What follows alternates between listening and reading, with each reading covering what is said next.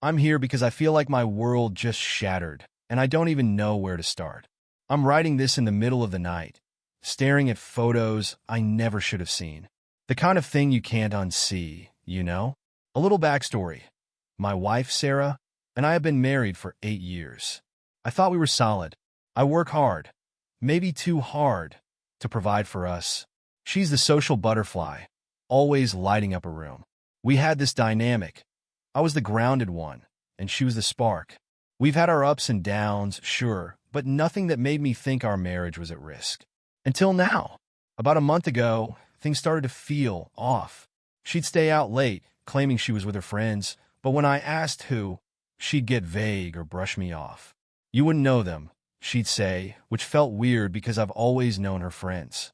Then there were these sudden expenses, new clothes, spa visits, even a mysterious weekend with the girls that she swore she needed after a stressful few months.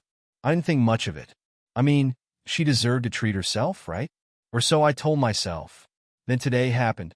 I was scrolling through Instagram during my lunch break when I saw a tagged photo of her. At first, I thought it was old. She was wearing a dress I didn't recognize, standing on a beach, surrounded by people I'd never seen before. But the caption hit me like a freight train. Congrats to the happy couple. Can't wait for the wedding. My heart stopped.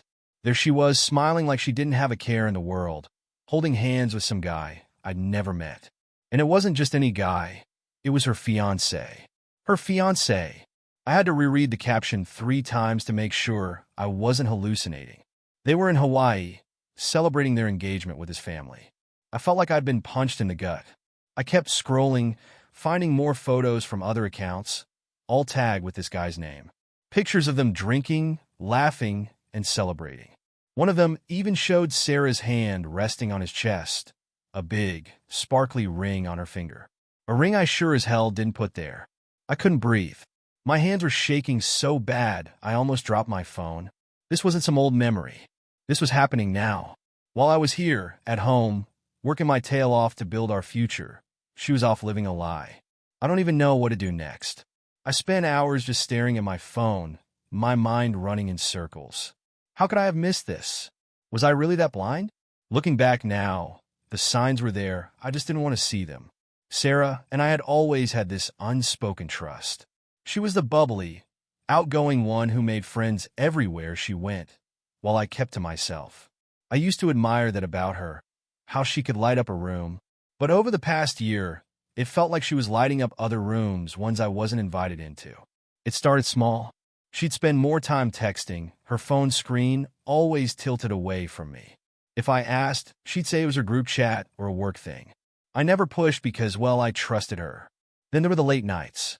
She'd say she was out with friends, but when I'd ask who, she'd give me this tired sigh, like I was being overbearing for asking. Just some girlfriends, she'd say, or you don't know them. There was one night in particular that's been replaying in my head. She came home late, past midnight, and smelled like perfume that wasn't hers. I didn't say anything because, honestly, I thought maybe I was imagining it. Maybe I was just being paranoid. She looked at me like I was a stranger when I asked how her night was. It was fine.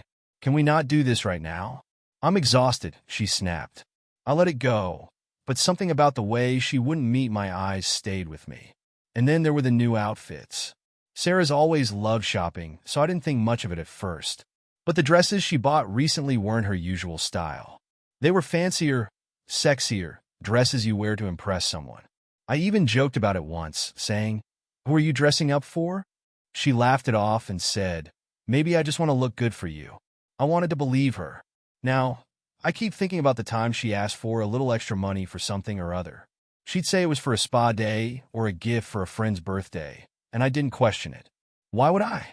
But now, I can't help wondering if I was funding this Hawaii trip without even knowing it. The worst part is I can't shake this memory from a few weeks ago. We were sitting on the couch, and she was scrolling through her phone, laughing at something. I leaned over to see, and she locked her screen so fast it felt like she'd slapped me. "Just a stupid meme," she said, smiling like nothing happened.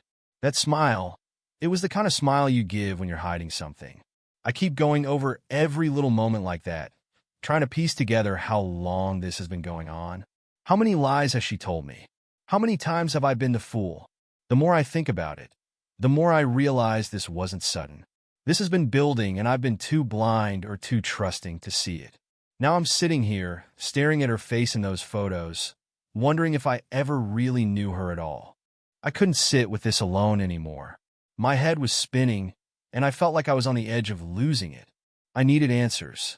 I needed to hear her explain this insanity because nothing made sense. So I called her. She didn't pick up. I called again. Same thing. Straight to voicemail. It was like my heart dropped every time I heard that automated voice. After the fifth call, I finally stopped. My stomach was in knots. What if she blocked me? What if she was still with him? I decided to check her location. We'd shared it with each other years ago, mostly for safety reasons. I didn't think she even remembered it was still active, but I prayed it was. And there it was, Honolulu, Hawaii. The little dot that confirmed everything. She was there. She wasn't working late, wasn't with friends. She was in paradise with her fiancé. I stared at that dot for what felt like hours, my anger growing by the second. I thought about calling her family or her friends, but what would I even say? I didn't know how much they knew or if they were in on this whole charade. My hands were shaking so bad I couldn't even type. Then, out of nowhere, my phone lit up. It was a text from Sarah. Hey babe, just finished dinner with the girls. Heading to bed early tonight. Love you. I swear I almost threw my phone across the room. She had the audacity to text me like everything was normal. Dinner with the girls? While she's sipping cocktails on a beach with her fiancé. My blood was boiling. I knew I should have waited, thought things through, but I couldn't. I replied immediately. Are you serious right now? Do you think I'm stupid? She didn't answer. I saw the message go through, but nothing. The little read notification popped up, but she left me on read. My mind started racing. Was she panicking? Laughing at me with him? Deleting her Instagram photos while I sat there losing my mind? I couldn't take it anymore. I called her one last time, and this time, she picked up. Hey, she said, her voice bright fake. What's up? What's up? I repeated, my voice trembling. Are you seriously asking me that? Sarah, where the hell are you? There was a pause. Just for a second. I told you I'm out with the girls. Why are you acting so weird? Cut the crap, Sarah. I saw the photos. I know you're in Hawaii. I know about him. Don't you dare lie to me. Silence. It was like the air got sucked out of the room. For a moment, I thought she hung up, but then I heard her take a deep breath. Look, she said, her tone shifting to something colder, almost defensive. It's not what you think. Not what I think. I yelled, my voice cracking. You're engaged, Sarah. Engaged to some guy I've never met while I'm sitting here like an idiot, thinking we're married. Do you even hear yourself? She tried to interrupt, but I wouldn't let her. How long has this been going on? Who is he? Why? Why are you doing this to me? It's complicated, she finally said, her voice flat. Complicated? I repeated, laughing bitterly. No, Sarah, it's not. It's actually really simple. You're cheating on me. You're living a double life. How long? Just tell me how long. She didn't answer right away. When she did, her voice was so quiet I almost didn't hear her. 6 months. 6 months. Half a year of lies. Of sneaking around. Of her pretending everything was fine while she planned a whole new life with someone else. I felt like I couldn't breathe. Why? Was all I could manage to choke out. I didn't mean for it to happen, she stammered. I swear I didn't plan this. I needed something different. You've been so distant lately, always focused on work, and I felt alone. I couldn't believe what I was hearing. So this is my fault? Is that what you're saying? That I drove you to this? No. I mean, not exactly. I don't know, okay? I didn't know how to tell you. I didn't want to hurt you. Too late for that, I said, my voice breaking. You've already destroyed me. She started crying then, but I didn't care. I hung up. I couldn't listen to her fake tears. Couldn't take another second of her trying to justify the knife she'd just twisted in my back. And now here I am, sitting in the dark, replaying the whole conversation in my head. I thought hearing her voice would help, but it's only made things worse. All I can think about is how she said 6 months like it was nothing. Like it didn't matter. Like our entire marriage didn't matter. After I hung up, I sat there in silence, trying to process everything she'd said. 6 months. That number echoed in my head like a taunt. 6 months of lies. 6 months of her sneaking around. 6 months of her pretending everything was fine while building a whole new life with someone else. I couldn't sleep. My thoughts were racing, every memory of the past year now under a microscope. Every time she'd been late coming home. Every excuse. Every time she'd brush me off when I tried to connect with her. How had I been so blind? But what really stuck with me was how cold she sounded. "It's complicated," she'd said. That phrase felt like a slap in the face. What was so complicated about betraying the person who loved you? About throwing away 8 years of marriage like it was nothing? The next morning, I couldn't sit still. I decided I needed to dig deeper. Maybe it was self-destructive, but I needed to know the truth. All of it. I couldn't just take her word for it anymore. So I started going through our shared accounts, her social media, and our finances. And what I found, it was like being punched in the gut all over again. First, there were the messages. I managed to log into her Facebook account. She always used the same passwords for everything, and for once, I was grateful for her predictability. I didn't even have to dig far. Right at the top of her messages was a thread with him. His name was Ben. The messages were nauseating. Sweet nothings, inside jokes, plans for their future together. He called her babe, and she called him love. They talked about their secret getaway to Hawaii, about how excited his family was to meet her. There was one message in particular that made my blood run cold. It was from her, sent just a few days ago. "I can't wait to finally be done with this double life. Being with you feels like freedom." Freedom. That's what she called it. Like being married to me was some kind of prison. I wanted to throw up. Then came the financials. I went through our bank statements and saw charges I didn't recognize. Expensive dinners, hotel stays, plane tickets. She hadn't just been lying to me. She'd been using our money to fund her affair. The Hawaii trip? Paid for in part by me. But the final straw was the email. I didn't expect to find anything there, but I checked anyway, and sure enough, there it was, a confirmation email for the purchase of an engagement ring. It wasn't sent to her. It was from her. She had bought him a ring. I couldn't believe it. I sat there staring at the screen, the words blurring together as my vision clouded with anger and disbelief. She wasn't just cheating on me. She was building a future with him. She was the one proposing, the one making promises, the one walking away from everything we'd built together. And all the while, she had been coming home to me, kissing me, sleeping next to me, laughing at my stupid jokes, acting like nothing was wrong. I felt like I was losing my mind. I wanted to call her, to scream at her, to demand answers. But what was the point? She'd already made her choice. She'd already decided I wasn't enough for her. That's when the reality of it all hit me. This wasn't just some mistake. This wasn't something we could fix. She was gone. She'd been gone for months. And I was just the idiot who hadn't realized it. I don't know what to do next. I don't know how to confront her again, or if I even want to. Part of me wants to burn everything to the ground, to send those messages and bank statements to her family, to Ben, to anyone who'll listen. But another part of me just wants to crawl into a hole and never come out. How do you even begin to recover from something like this? After uncovering everything, the messages, the ring, the bank charges, I was drowning in my anger and heartbreak. I couldn't sit on this alone anymore. I needed to tell someone, to feel like I wasn't completely isolated in this nightmare. I decided to call Sarah's mom. Now, let me preface this. I've always been close with her parents. They treated me like family from the moment Sarah and I got serious. Her mom was like a second mother to me, and her dad, one of the kindest men I've ever met. If anyone could help me make sense of this, it was them. I dialed her mom's number, and she answered on the second ring, her voice warm like always. "Hey, sweetheart, how are you?" Hearing her call me, that almost broke me. I wanted to scream, but instead, I kept my voice steady. "Hey, can we talk? It's about Sarah." Her tone changed immediately. "Of course, honey. Is everything okay?" "No," I said, my voice cracking. "Not even close." I told her everything.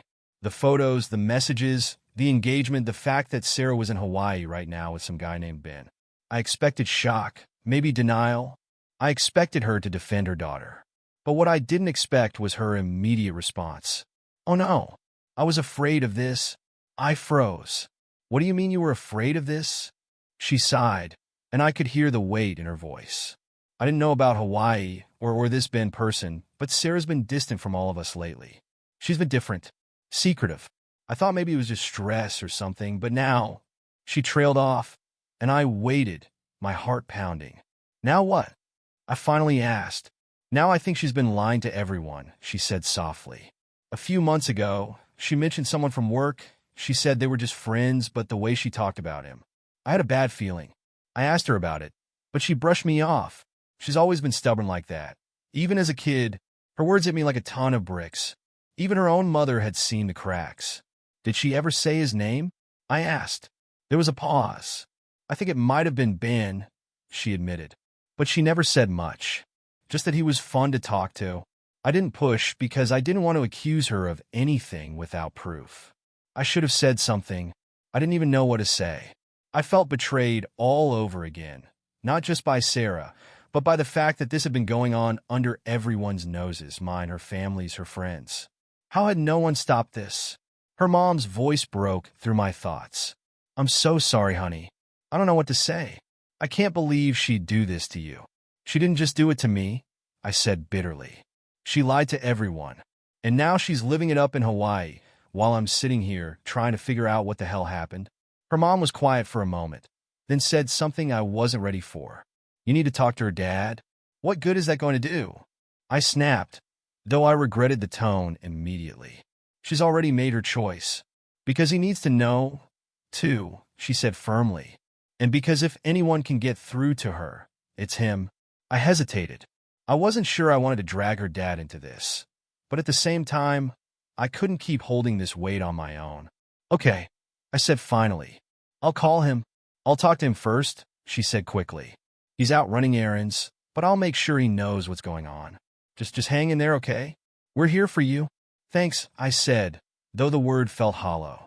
After we hung up, I sat there staring at my phone. I felt like I was in quicksand, sinking deeper with every minute. The more people I told, the more real this became. Now I'm waiting for her dad to call. Part of me hopes he has some magical answer, some way to fix this. But the rest of me knows the truth. There's no fixing this. Sarah made her choice, and now I have to figure out how to move on, if that's even possible. The call from her dad came that evening, just as the sun was setting and the weight of the day had fully settled in. I didn't know what to expect, but when I saw his name pop up on my phone, my stomach twisted. This man had been nothing but kind to me for years, and now I had to tell him the truth about his daughter. I answered on the first ring. Hi, George, I said, my voice shakier than I wanted it to be. Hi, son, he said, his voice steady but with an edge of concern. I just got off the phone with her mom. She told me everything. I'm so sorry you're going through this. His words hit me like a punch in the gut. The sympathy in his tone, the disappointment, it made me feel seen, but it also made the reality of it all hit even harder. I don't know what to do, I admitted.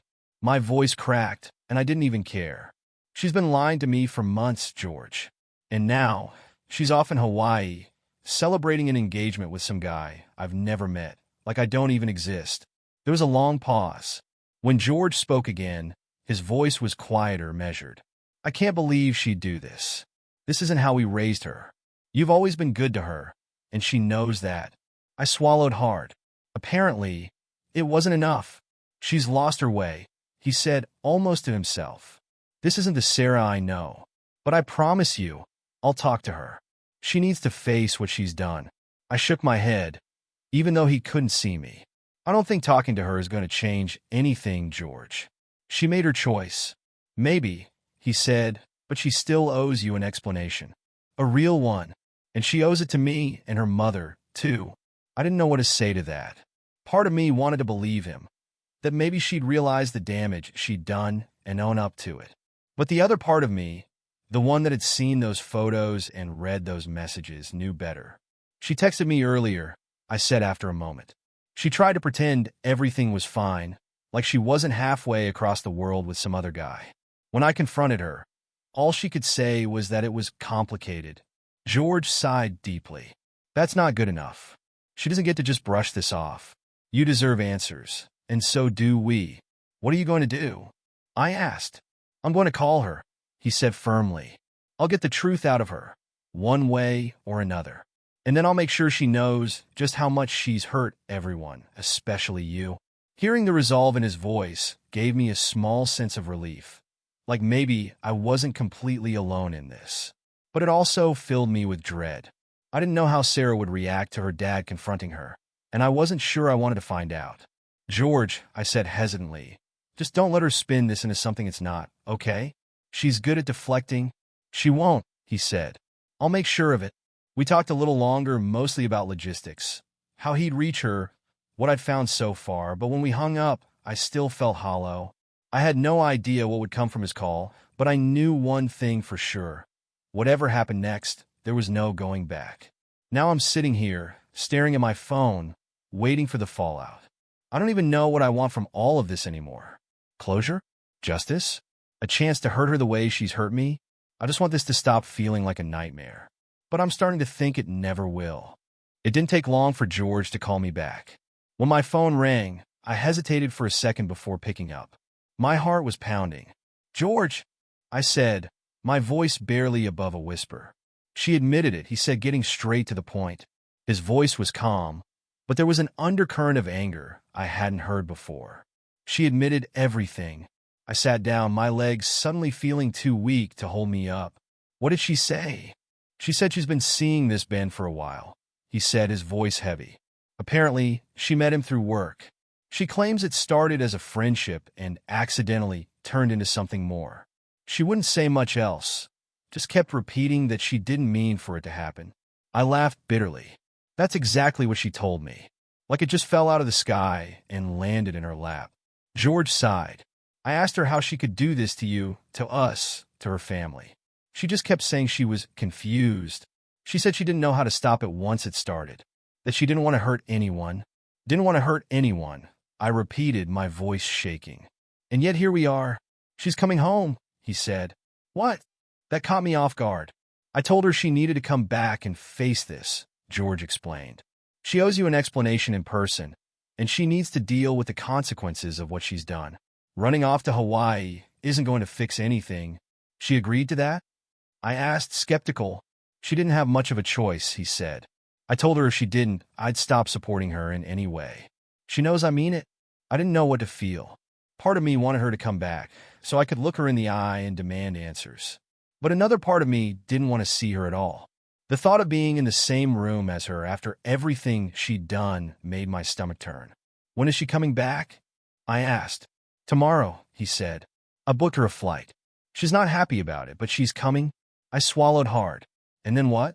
What am I supposed to do when she gets here, George? Pretend everything's fine? Listen to her cry and make excuses? No, he said firmly. You don't have to do anything you're not ready for. But she's going to have to face the mess she's made, whether she likes it or not. And if she tries to spin this or deflect, I'll be right there to call her out. I didn't know what to say. George was doing everything he could to support me, but none of it felt like enough. Nothing could undo the damage she'd caused. I don't even know if I want to see her, I admitted. That's up to you, he said gently. But if you do, remember this. You're the one in control now, not her.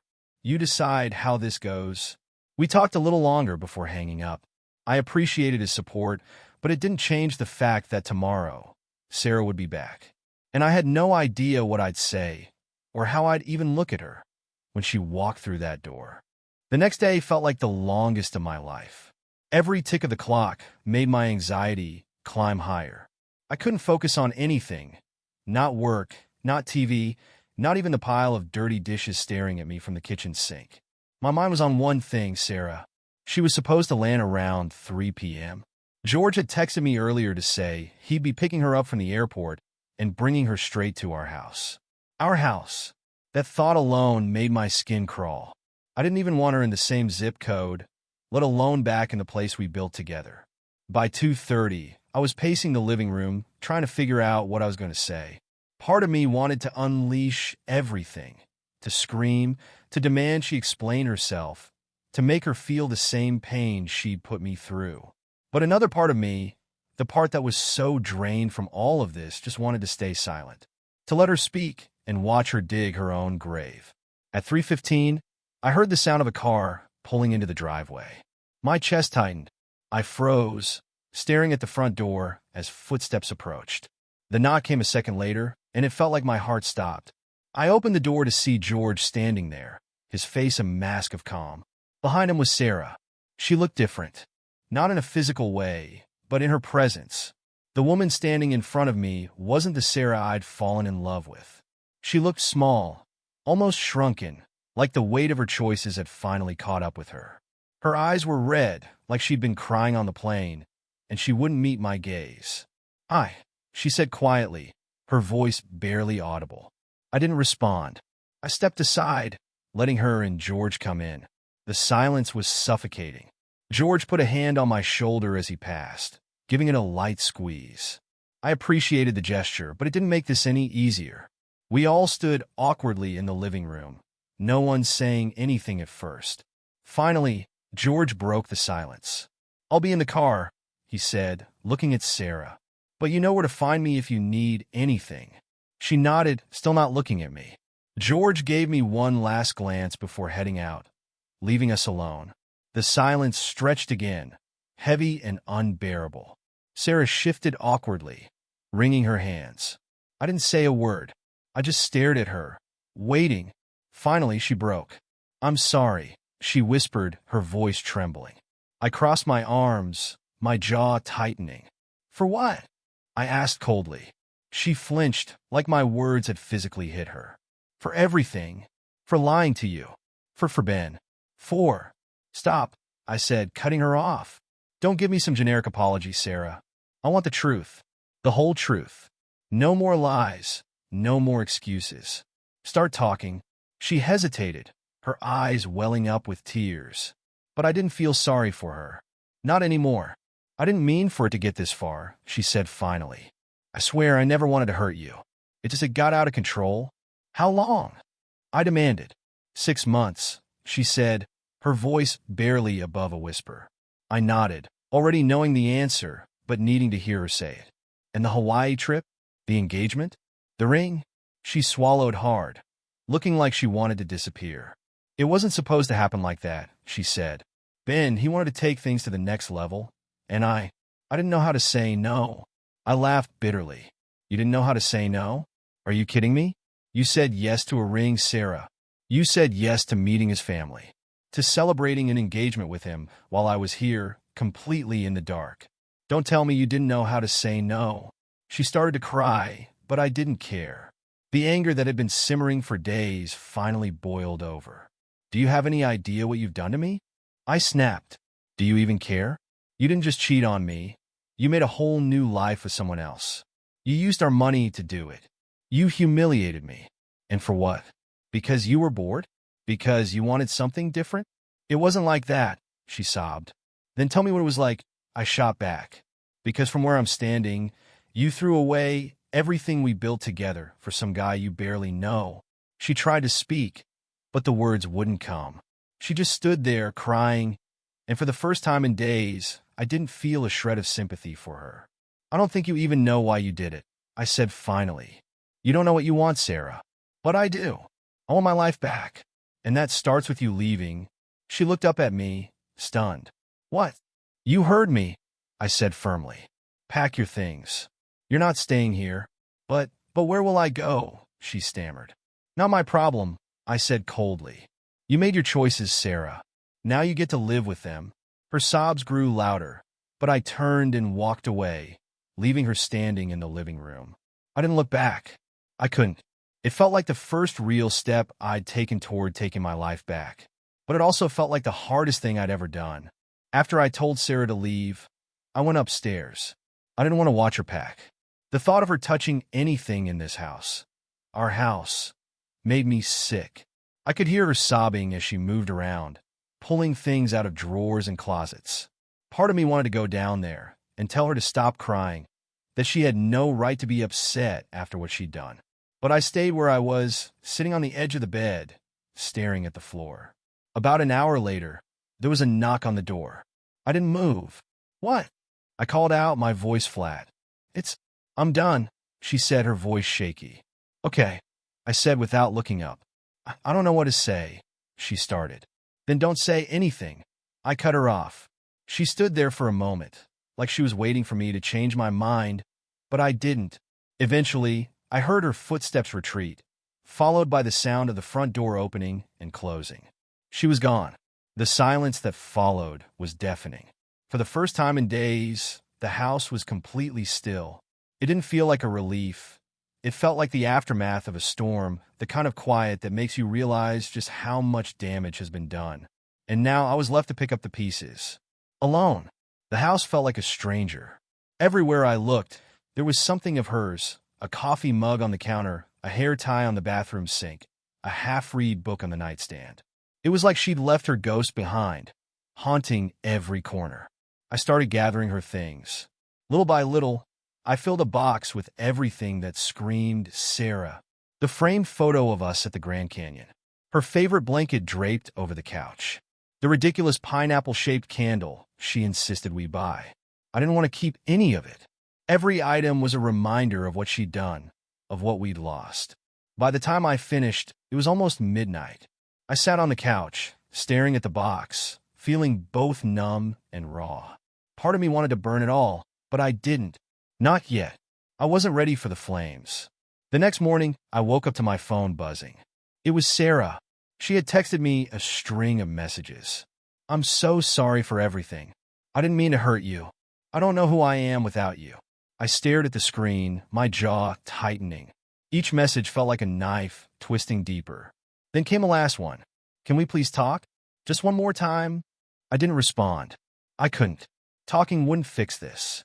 It wouldn't undo the betrayal, the lies, or the image of her with him. Instead, I blocked her number. For good this time. The silence that followed felt both freeing and crushing. It was one less connection to her, but it reminded me of how much she'd broken. I thought blocking Sarah's number would bring some kind of closure, but it didn't. The silence wasn't peaceful. It was loud, filled with all the questions I'd never get answers to. So when I heard a knock at the door that evening, I wasn't surprised to feel my heart race. For a split second, I thought it was her coming back to plead her case. But when I opened the door, it wasn't Sarah. It was George. "Hey," he said, looking tired. He held up a small duffel bag. "I figured I'd stop by, make sure you're holding up okay." "Hope that's all right." I nodded and stepped aside to let him in. I didn't really want company, but I couldn't say no to him. He'd been more of a father to me in the last week than I ever expected. He set the bag down by the door and glanced around the house. "Quiet," he said, almost to himself. "Yeah," I replied, my voice flat. "It's been a lot." We sat down in the living room, and he leaned forward, resting his elbows on his knees. "She called me," he said after a moment. "Of course she did," I muttered, running a hand through my hair. "What did she say?" "She's staying at a hotel for now," he said. "She told me she's sorry, that she knows she messed up." "But," he trailed off, shaking his head. "But what?" I asked, my chest tightening. "She still doesn't seem to get it," he admitted. "She keeps saying it wasn't supposed to happen, like that makes it better." I told her she can't keep using that excuse, but she's always been good at avoiding responsibility, I said bitterly. George nodded, his face heavy with disappointment. "I don't know where we went wrong with her," he said quietly. "I thought we raised her better than this." I didn't know what to say to that. It wasn't my job to make him feel better about her choices, but I could see the pain in his eyes. He looked as lost as I felt. "She did this," I said finally. "Not you. Not me. This is all on her." He looked at me, his expression softening. "You're right," he said, "but it doesn't make it any easier to watch her destroy everything good in her life." I nodded, swallowing the lump in my throat. "I don't know how to move forward, George. Every time I think about what she did, it feels like someone's punching me in the chest. How do I just go on?" He leaned back, letting out a deep sigh. "You take it one day at a time," he said. "That's all you can do. You've been through hell, and it's going to take time to heal. But you're stronger than you think." I wanted to believe him, but right then, I didn't feel strong. I felt broken, like a part of me had been ripped away. Before he left, George placed a hand on my shoulder. "You didn't deserve this," he said firmly. "Don't ever let yourself think otherwise. You're a good man, and someday, you'll come out of this stronger." "I believe that." I nodded, but I couldn't bring myself to say anything. After he left, I sat alone in the quiet house, staring at the box of Sarah's things.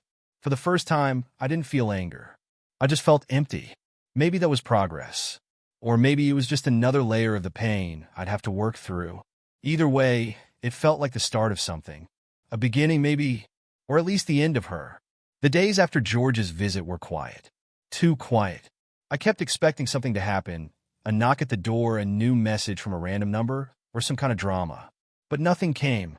For the first time since this all started, the chaos slowed down, and I was left alone with my thoughts. That's when I realized I still had her things. The box of her stuff was sitting by the front door like a bad memory I couldn't throw away. It was filled with reminders of her, little pieces of a life we used to share. I'd been avoiding it, pretending it wasn't there, but now it felt like it was staring at me every time I walked past. I decided it was time to deal with it. I started by going through the box, pulling out each item one by one. Her favorite coffee mug, the one with the chipped edge she refused to throw away. A photo album we'd started together, but never finished. A scarf I bought her on a trip to the mountains, still smelling faintly of her perfume. Each item felt like a punch to the gut, but I couldn't stop. It was like ripping off a bandage. Painful, but necessary. And then at the bottom of the box, I found something I hadn't noticed before. It was a small notebook, one of those leather-bound journals she loved to collect, but rarely used. I flipped it open, half expecting it to be empty. But it wasn't. Inside, in her neat handwriting, were entries. Journals from the last few months. I hesitated, my fingers hovering over the page. Part of me wanted to toss it aside, to respect her privacy even after everything. But another part of me, the part that was still desperate for answers, wanted to read it. I gave in. The entries started off normal. She wrote about her day, about work, about little things we did together. But as I kept reading, the tone shifted. There were mentions of him. Ben. Saw Ben at the office today. He made me laugh so hard I almost spilled my coffee. I feel bad even writing this, but I haven't laughed like that in a while. Ben said I look nice today. It felt good to hear. I wonder if my name even notices anymore. I think about Ben too much. It's not fair to anyone, especially my name. I need to stop this before it gets out of hand. But she didn't stop. The entries became more detailed, more personal. Ben kissed me today. I didn't mean for it to happen, but it did. I feel so guilty. I love my name. But why do I feel like this with Ben? I told myself I wouldn't see him outside of work, but we met for coffee. He says all the things I wish my name would say. I hate myself for this. I'm in too deep. I don't know how to end it without blowing everything up. Ben wants more, but I don't know if I can give it to him. I feel like I'm drowning. By the time I finished, I felt numb. It was all there, written in her own words. Her guilt, her confusion, her lies.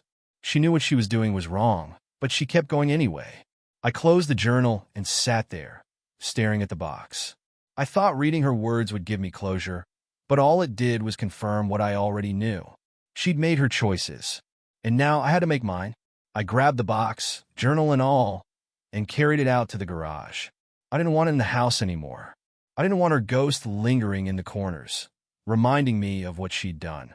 When I got back inside, I locked the door behind me and took a deep breath. It was time to start letting go. A week passed. The box stayed in the garage, untouched.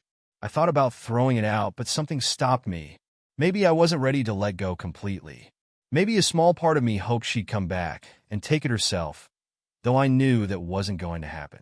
Then, out of nowhere, I got an email from Sarah. Subject, please read. Hi. I know you blocked my number, and I understand why. I don't deserve your time or forgiveness, but I need to say this.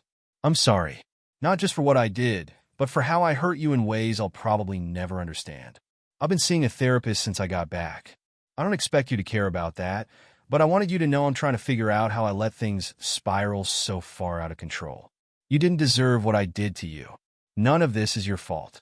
I thought I was unhappy, but it wasn't about you. It was about me. I was selfish. And I ruined something beautiful because I didn't have the courage to deal with my own issues. I don't know if you'll ever be able to forgive me, and honestly, I wouldn't blame you if you didn't. But I hope one day you'll find peace, even if it's without me. You deserve that. I'll be staying with my parents for now, and I'll come get my things when you're ready. Let me know what works best for you. Take care of yourself. Sarah. I read the email twice, then a third time. Her words felt genuine, but I didn't feel the sense of closure I thought I might. If anything, it felt like too little, too late. She admitted what I already knew. This was never about me. It was about her. Her selfishness. Her inability to face her problems without dragging me down with her. Knowing that didn't make it hurt any less, but at least now there were no more excuses. I thought about replying, but I didn't. Instead, I forwarded the email to a folder labeled Sarah and left it there, like a sealed chapter in a book I was finally ready to put away. Later that evening, I took the box out of the garage. I left it on the front porch and sent her a quick message through email. Your things are on the porch. Come get them whenever. It was short and personal, but it was all I could give her. The next morning, the box was gone. She didn't knock. She didn't call. She just took it and left, as quietly as she'd walked out of our marriage. For the first time in weeks, I felt a strange kind of relief. The house felt lighter. The air felt clearer. I wasn't healed, not by a long shot. But for the first time, I felt like I could see a way forward, a way to move on. And that was enough for now. It's been 2 months since the box disappeared from my porch, 2 months since I heard from Sarah. I thought the silence would drive me insane, but instead, it became my peace. I stopped waiting for closure, stopped replaying the past in my head, and started trying to figure out what my future might look like without her. The first thing I did was make the house mine again. I rearranged the furniture, took down the photos, and replaced the little things that reminded me of her. I bought new bed sheets, plain gray, nothing like the floral ones she loved, and got rid of the pineapple candle that had haunted me every time I walked past it. Then I started focusing on myself. I'd been running on empty for so long, but now I had time to breathe. I started going to the gym again, something I hadn't done in years. It wasn't about revenge or trying to glow up. I just needed to feel strong, like I could rebuild myself from the ground up. I also reconnected with friends I'd drifted away from during the marriage. They'd been cautiously supportive, not wanting to pry, but always checking in. When I finally opened up about everything, they rallied around me. We went out for drinks, played late-night poker, and had deep conversations that reminded me I wasn't alone. But the biggest change came from within. I started journaling, something I'd never done before, just to get all the chaos out of my head. Some days, I wrote about the anger and betrayal. Other days, I wrote about the small victories, like getting through an entire day without thinking of her or laughing at a stupid joke with a friend. Slowly, the journal became a record of my healing. The pain isn't gone. I still feel it sometimes, usually late at night when the house is too quiet and the memories creep in, but it doesn't consume me anymore. It's just there, a dull ache instead of a sharp stab. I started seeing a therapist, too. It felt strange at first, sitting in a room with a stranger and spilling my guts, but it's helped. She told me something that stuck with me. The betrayal doesn't define you. How you rebuild from it does. And I'm rebuilding. The other day, I walked past the cafe where Sarah and I used to go for Sunday mornings. For the first time, I didn't feel the need to cross the street or look away. Instead, I went in, ordered a coffee, and sat by myself.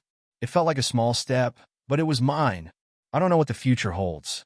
I'm not rushing into anything new, not trying to fill the void she left behind. For now, I'm focusing on myself, on finding joy in the little things, on building a life that feels full again. Sarah is a part of my story, but she's not the whole story. And for the first time in a long time, I feel like I'm ready to start writing the next chapter. It's not a happy ending yet, but it's a beginning. And for now, that's enough.